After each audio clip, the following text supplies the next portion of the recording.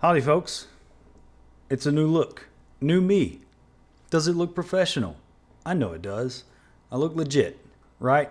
Fireplace, fake on the TV, YouTube, but whatever.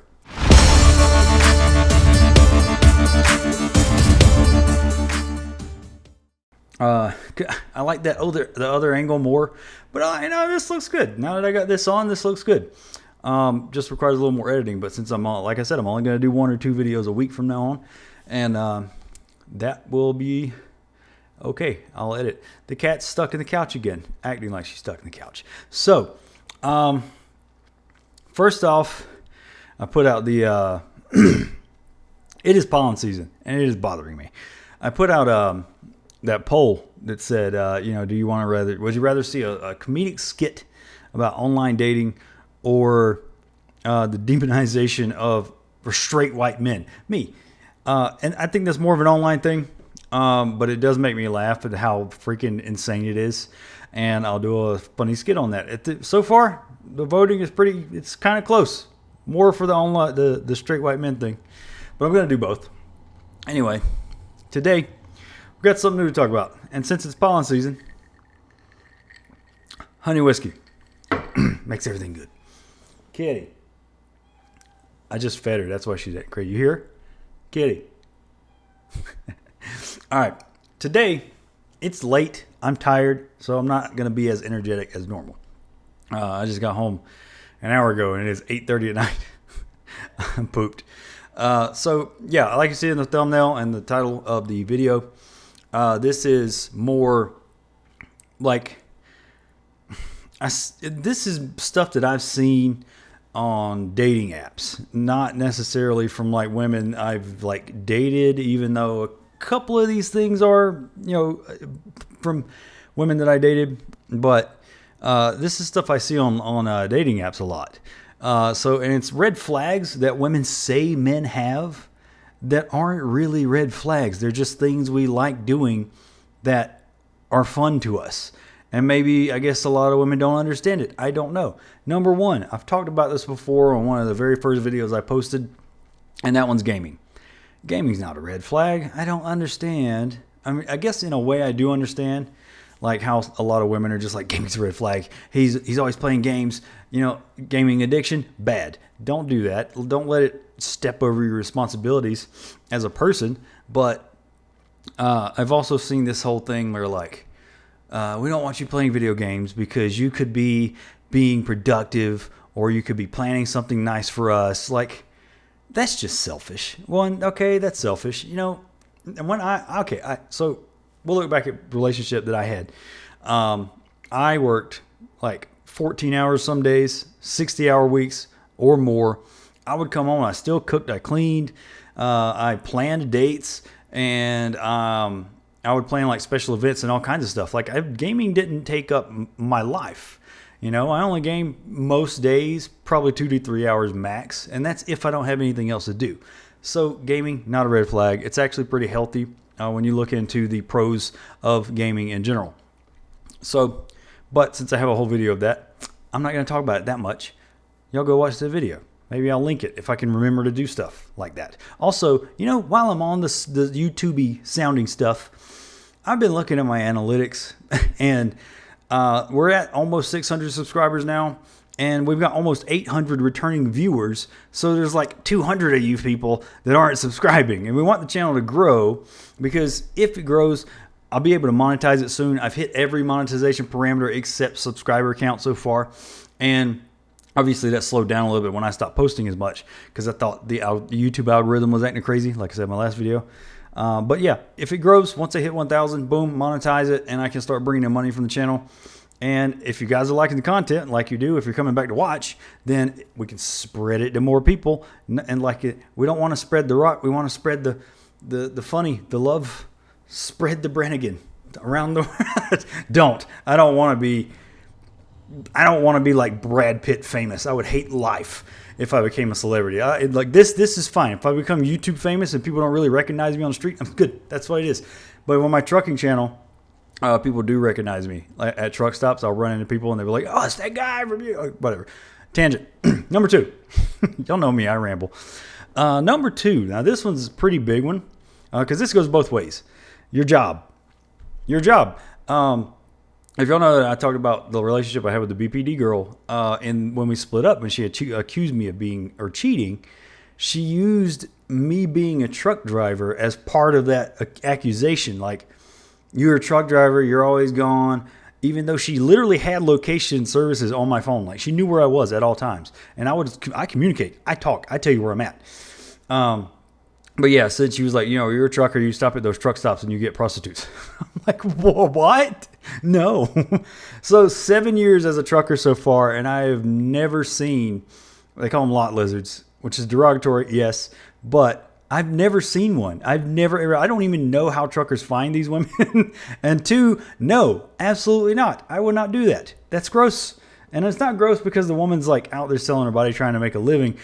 I don't want that. I don't want STDs. That's how you get them. No, sir. Would not do it. I've never paid for it. I never will pay for it. Thank you.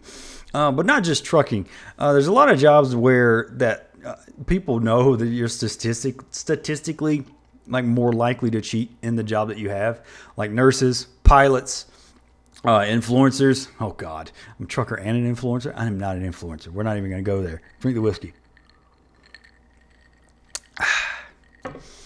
I hate people that do that. Get out of my face.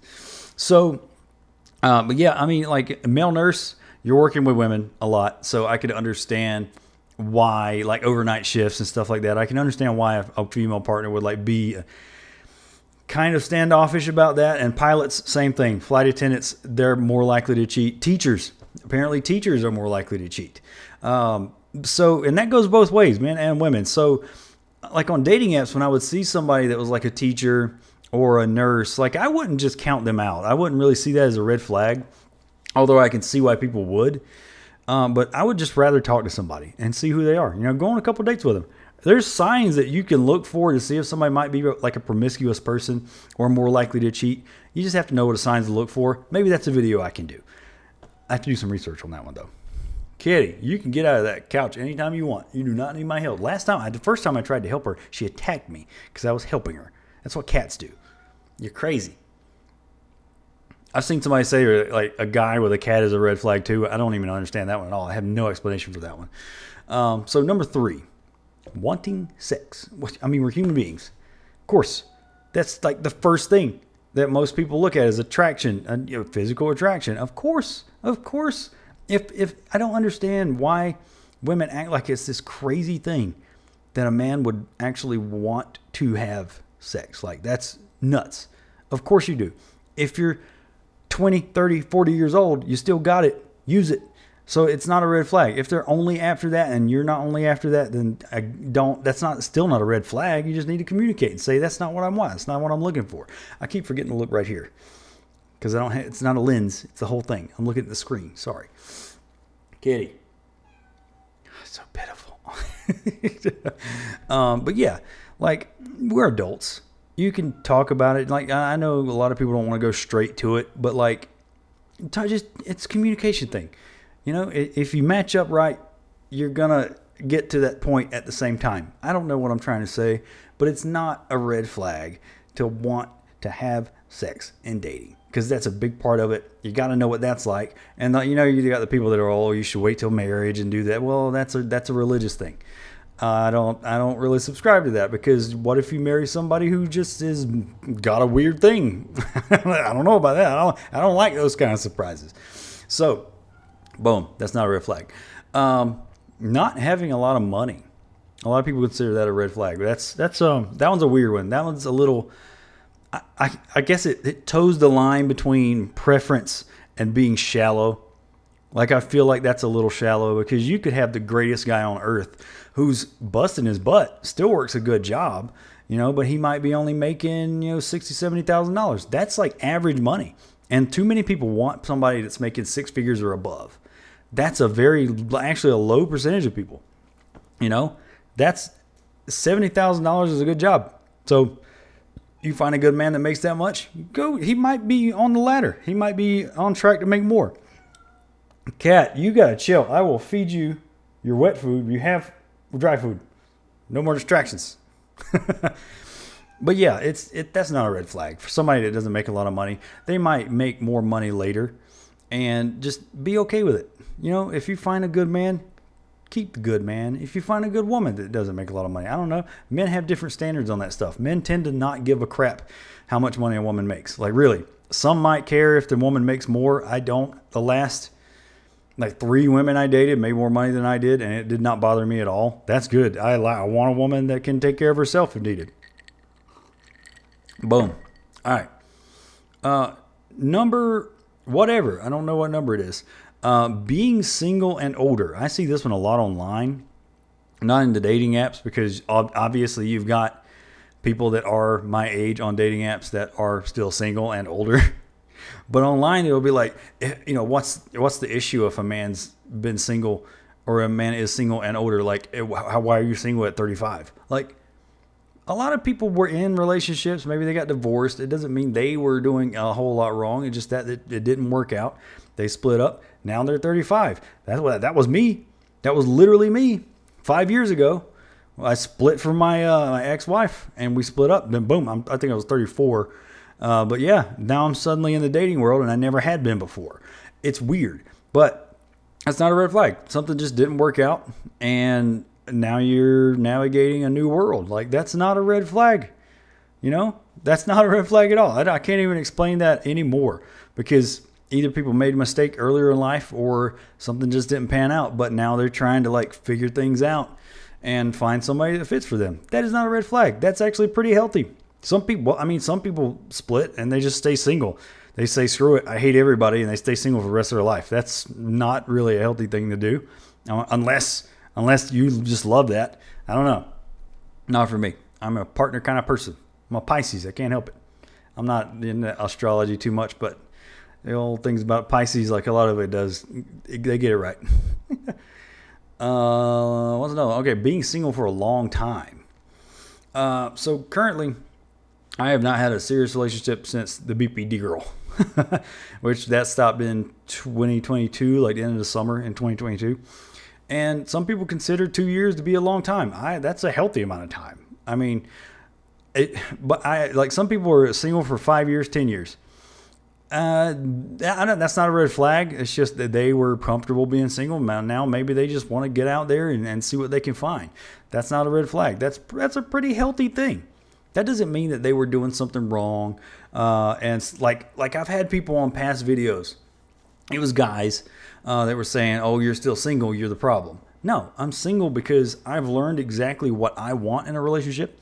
And I know exactly the kind of person that I'm looking for. I'm not going to find that perfect person, but I want somebody that at least embodies most of the qualities that I want in somebody. And I haven't found that.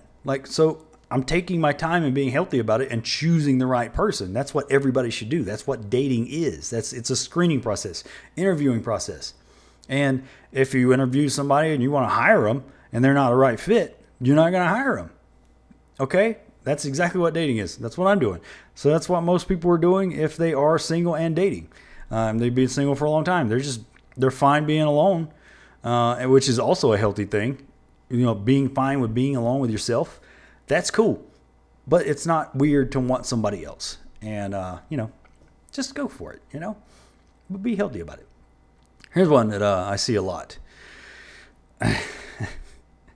As a man, you get seen as a red flag a lot if you listen to Joe Rogan or Jordan Peterson.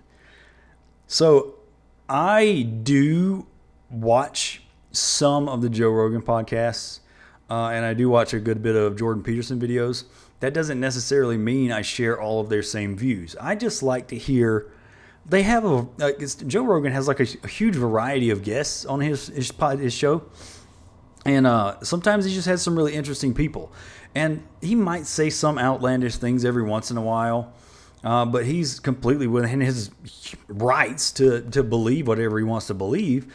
But a lot of what he says gets taken out of context and it just gets twisted into something crazy. Like when he said he got COVID and his doctor prescribed him a certain medicine. I can't remember what it was. Joe Rogan didn't request this medicine like a crazy person. His doctor gave it to him and he was like, let's try that. And he tried it. And suddenly the news was like, Joe Rogan's taking horse tranquilizers. And he's like, I did not do, that's not a horse tranquilizer. It's what the doctor gave me was a legitimate medicine. So it's like, I don't know. I think, well, a lot of people think that Joe Rogan is just like this super conservative, crazy person when he used to be like super liberal. He actually was like a cheerleader for Obama. But the left, and this is part of this funny skit that I'll do eventually, is the left literally drove him away from the party because they kept like twisting all his words and telling him he was horrible just for daring to have a certain belief that they didn't have. And that's a big problem. So I don't think that I think he's a kind of a down-to-earth person if you actually listen to his podcast or watch his podcast, especially the guests he has on there. And a lot of people are like, oh, no, he's the reason Trump won. Well, he tried to get Kamala on the show, too. He wanted to get Kamala on the show. She didn't want to do it. Or she was trying to give a whole bunch of different parameters for it. And he was just like, I'm not doing that because that's not the format of the show. It's just a really candid thing. Also, I really like Theo Von. I don't know if anybody considers that a red flag, but he interviews a crazy variety of guests. Like he had Donald Trump and Bernie Sanders on his show in the same week. He's down the middle. He's in the middle politically like me. He just wants to hear everybody's side. I like people like that. That's how Joe Rogan is. He might have his own beliefs, but he wants to hear everybody's side. Those are healthy people to listen to. You don't have to agree with them, but those are healthy people to listen to. Jordan Peterson, a little bit more red pill than I like, but he does have a lot of good advice on relationships and how men work in general. So that's a good one. But yeah, Andrew Tate, bad. Don't like him. That one's a red flag. This one's dumb. I've seen this a lot, actually. If you like Fight Club or like other movies that feature like really masculine things, the weird thing is like every guy I know loves Fight Club. Like, of course I do. Fight Club's great. Plus David Fincher is one of my favorite directors. But the thing is, like, the movie is like a critique and like an exploration of like toxic masculinity. And there's other themes in there. But I'm not even going to go into a whole review because all this has been done before, but like just liking a movie is not a red flag. Like if somebody says there's a movie called A Serbian Film, I've never seen it. I've heard about it. I know what it has in it. I will never watch that. If I ever met somebody that said they liked that movie, that's a psychopath. Get away from them. I'm telling you. Now, leaving Fight Club, I see a lot. It's like a lot of women don't like men that like masculine type movies with men doing masculine things like Predator or Godfather or Goodfellas, Scarface. Like those are just good movies. They're just really well made movies. They're classics for a reason. And men and women like them, but those are predominantly like men like those more than women, I think. And it's not a red flag. Just because I don't want to sit around and watch The Perks of Being a Wallflower 10 times in a week, that does not mean I'm a red flag. It just means I have a certain taste in movies. Horror movies. I've seen people think that horror movies are a red flag because, if you like that, you're a sociopath, or you're too dark inside, or you might be violent. Like you like violence too much. No. Horror, to me, one, I like being a little bit scared. I'm on a path to try to find the scariest movie ever. So far, it's Autopsy of Jane Doe. To me, it's creepy. It's really creepy. Paranormal Activity, really creepy movie. I like being creeped out by movies. I don't know why. Same thing with video games. I just like it. It's like an adrenaline thing, maybe. But also, horror tends to be the most inventive genre in movies. If you really sit down and get to the nitty gritty, horror is the most inventive. You know why we even have a Steadicam, which is like, you ever see that rig where the cameraman has the camera on like an arm that sits on his body? That was invented because of The Shining. Stanley Kubrick had, he and his DP, not Double Penetration, the director of photography, they invented this for a horror movie. Sam Raimi has a certain shot that he does. He did it in Spider-Man, and he invented it in Evil Dead, and he puts the camera on a board, and that's how he like gets these shots that like looks like something slithering through the grass. It's just an inventive genre. That's why I like it. I'm a movie guy. Sorry, I'm not going to apologize for that because it is not a red flag. Last one, second to last one. Your politics. We've lost the ability to disagree with each other. I'm going to take a drink on that one. We've lost the ability to healthily disagree with each other. It's a big problem. Just because somebody's conservative doesn't mean they're a terrible person. Just because somebody's liberal doesn't mean that there's some soft,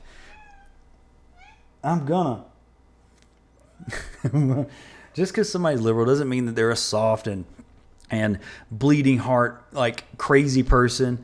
And just because somebody didn't pick a side doesn't mean that they're just too scared or cowardly to get off the fence. That's not what politics really are. Like I've said it before, I confuse people with my politics.